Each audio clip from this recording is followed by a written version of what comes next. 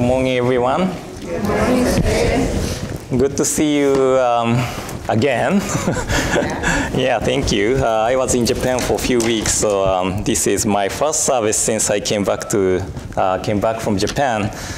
And today, I don't know how many children we have, but the story I want to share is called The Fall of Freddie the Leaf. This is really famous. I don't know if it's famous or not, but Reverend or Professor Dr. Ken Tanaka recommending this book. And this is really a good book to read, even though you are adults. So I like to share the story of the fall of Freddie the Leaf. And this is kind of connected to my adult Dharma message too, okay? Are they children? Are there any children? I don't know if I can move from here or not, but I try to read it without making mistake. Okay. This is kind of sad story. Spring had passed, so had summer. Freddie the leaf had grown large. His midsection was wide and strong, and his 5 extensions were firm and pointed. He had first appeared in spring as a small sprout on a rather large branch near the top of a tall tree. Most of all, he did not know that there, asleep in the tree and the ground, were already plants for new leaves in the spring. Oh, it was a long story, but this is a story of the fall of Freddie the Leaf. I think the author wasn't Buddhist, but this story contains a lot of the essence of the Buddhism, especially the Pure Land teaching. So I'd like to now go into the adult Dharma talk and talk a little bit more about the Pure Land teaching, okay? So thank you very much for coming. I hope it wasn't too boring. Okay, so I'd like to share the words of Shinran Shonin from Shoshinge, the Gatha of the True Shinjin and Nembutsu. So please join me in Gassho. Please put your palms together.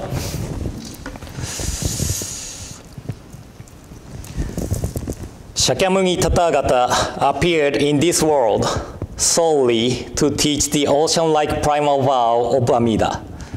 Namo Amida Butsu, Namo Amida Butsu, Namo Amida Butsu, Namanda Butsu, Namanda Butsu. So good morning again, everyone. At first, I'd like to thank everyone for helping our food bazaar, Obon festival. Without your help, we could not have a successful Obon festival. So I really appreciate your help and your hard work. So thank you very much. Anyway, I was in Kyoto for 2 weeks in July. Our tradition, Jodo Shinshu, Hongwanji-ha, has summer retreat called Ango, from July 18th through 31st. Every year at Nishi Hongwanji, more specifically at Ryukoku University, right next to Nishi Hongwanji. And I don't know if I should call it ranks, but there are 5 ranks of Shin scholars. From top, Kangaku, Shikyo, Hokkyo, Jokyo, and Tokugo.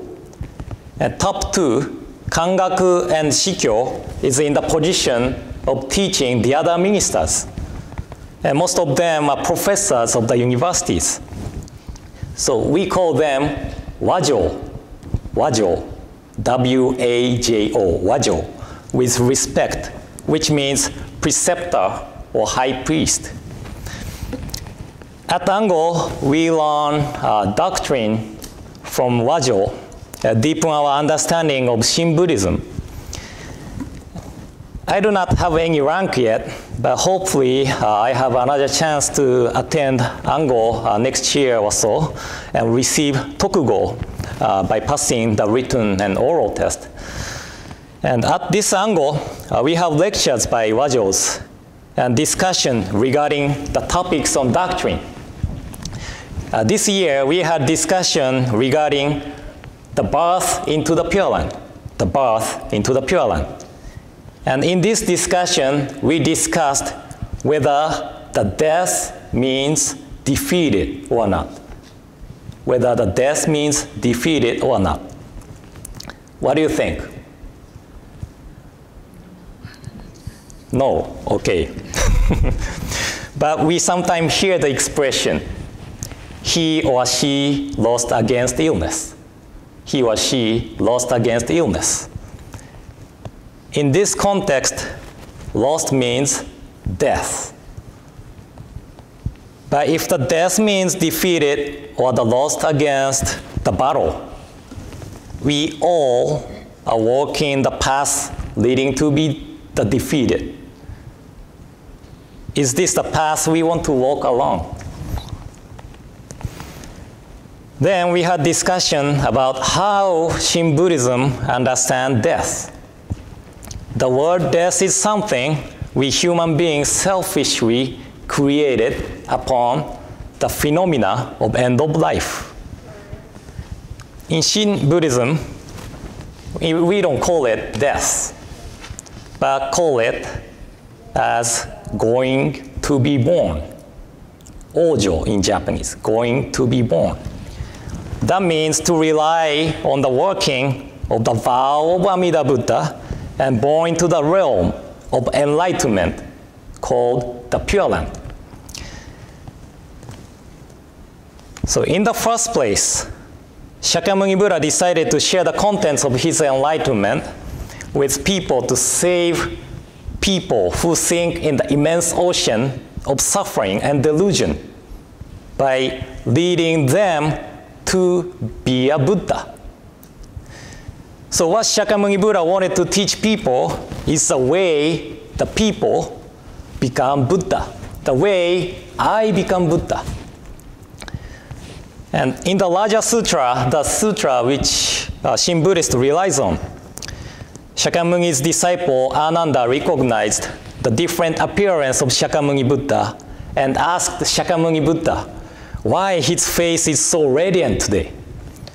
Then Shakyamuni Buddha answered, that is because he could finally talk about Amida Buddha, which he wanted to talk about the most.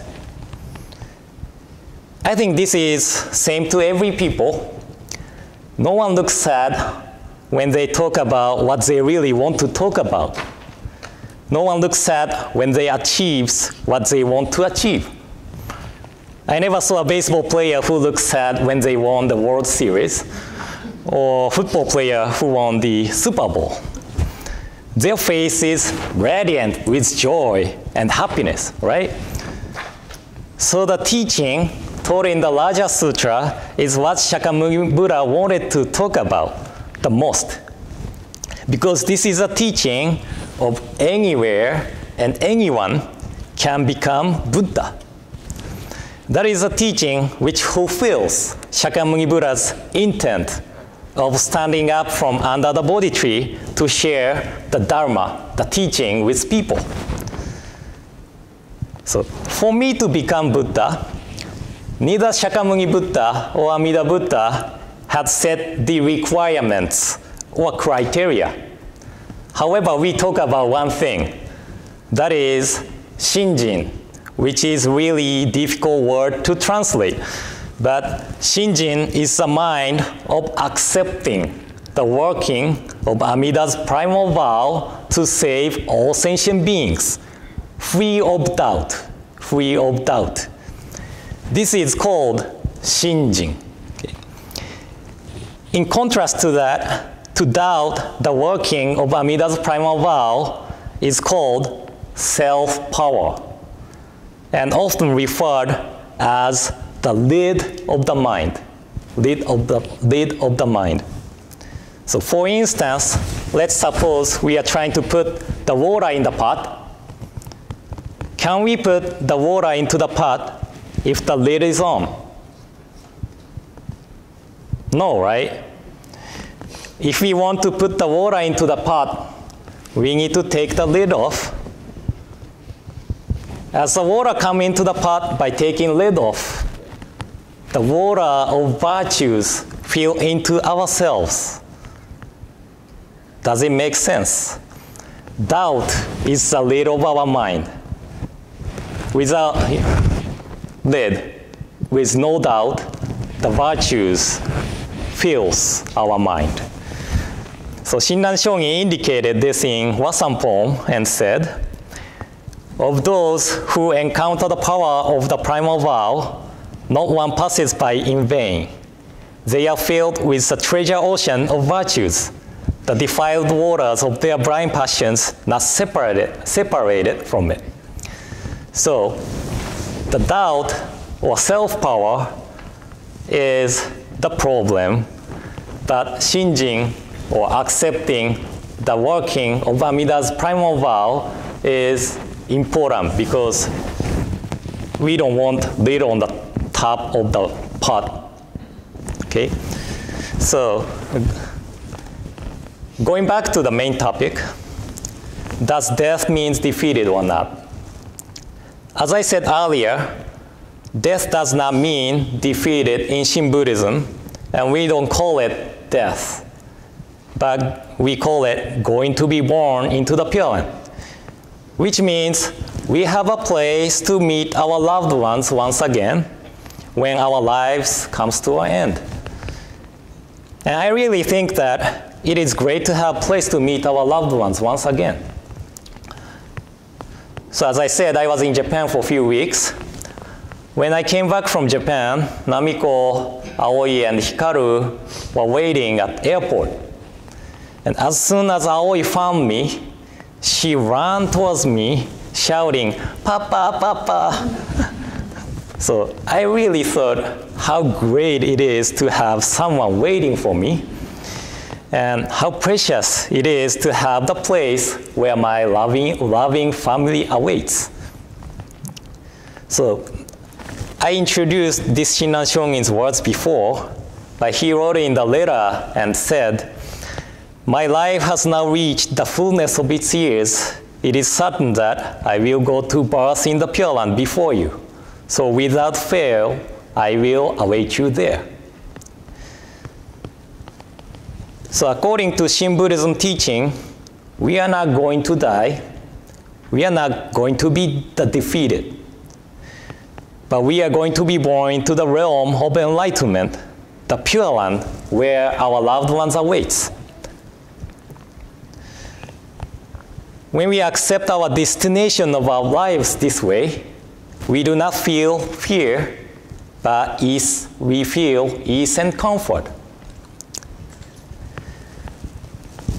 One day, when I was in Florence, I received a phone call to perform pillow service, or makuragyo, before the elder lady's passing. We chanted Juseige together, and I talked about the teaching of the Pure Land. And she was really devoted Shin Buddhist, and she said with smile, "Sensei, I can finally meet my husband."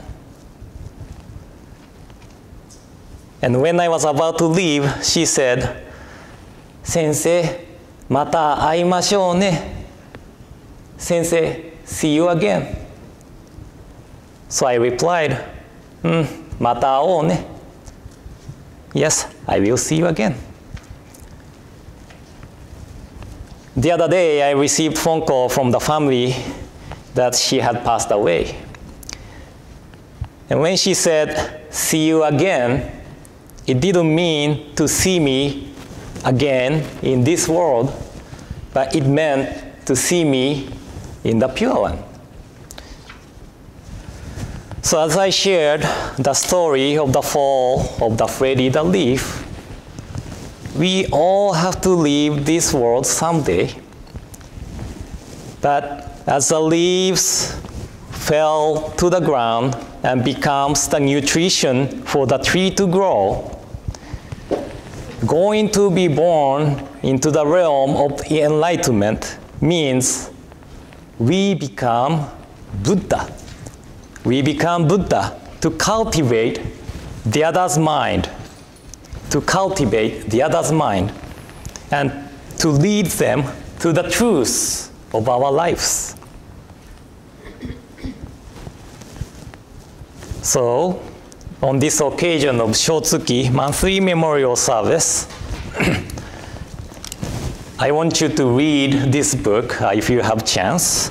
And I want you to once again realize that death is not to be defeated, but it is to become a Buddha. Okay? So thank you very much for coming to today's monthly memorial service.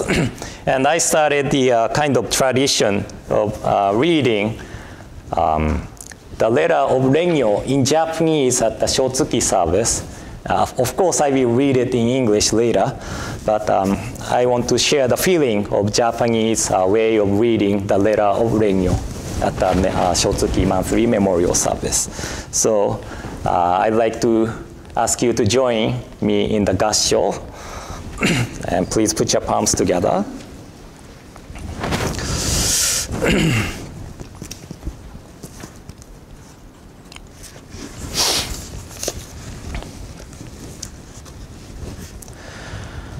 それ人間の不祥なる相をつらつら感ずるにおおよそ儚きものはこの世の始終中幻のごとくなるいちごなりさればいまだ漫才の銀人の受けたりということを聞かず一生過ぎやすし今に至って誰か100年の業態を保つべきや我や先人や先今日とも知らず明日とも知らず遅れ先立つ人は元の雫末の梅雨よりも茂しと言えりされば明日には小雁がて夕べには白骨となれる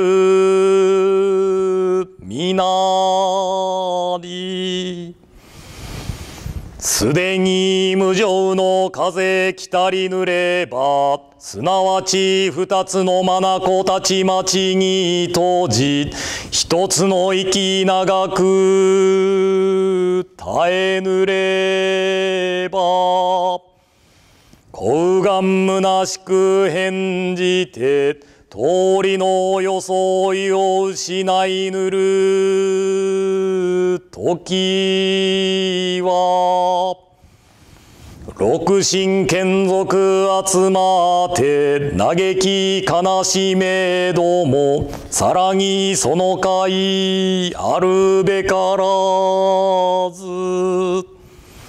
さてしもあるべきことならねばとて野外に送って弱の煙となし果てぬればただ白骨の溝のこれり哀れというもなかなか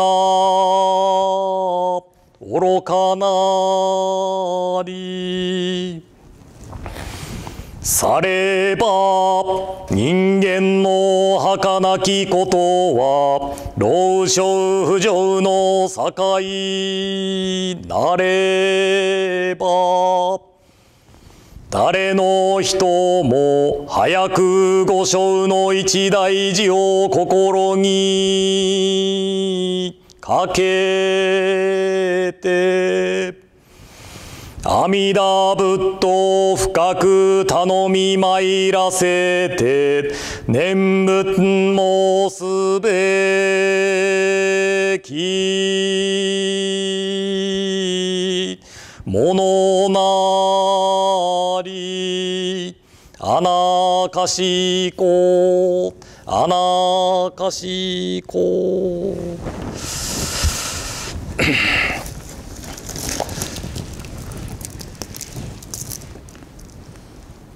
On white ashes. In silently contemplating the transient nature of human existence, nothing is more fragile and fleeting in this world than the life of man. Thus, we have not heard of human life lasting for 1,000 years.